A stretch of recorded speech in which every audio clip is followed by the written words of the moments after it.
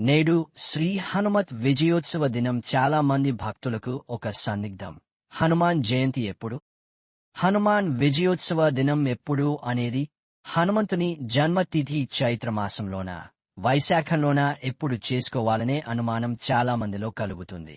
అలాంటి వారు ఈ కథనం చదివితే సందేహాన్ని నివృత్తి చేసుకోవచ్చు. పరాశర సంహిత అనే గ్రంథం ప్రకారం ఆంజనేయుడు వైశాఖ బహుళ దశమి శనివారం జన్మించారని తెలిపారు. అదే రోజున హనుమంతుని జన్మతిథి చేసుకోవాలని చెబుతారు. అయితే కొన్ని ఐతిహాసాల ప్రకారం చైత్ర పౌర్ణమి నాడు నికుంభుడు తదితర రాక్షసులను సంహరించి హనుమంతుడు విజయం సాధించినట్లు కనిపిస్తుంది. ఈ కారణంగా ఆ రోజు హనుమద్ విజయోత్సవం చేసుకునే సంప్రదాయం కొన్ని చోట్ల ఉంది.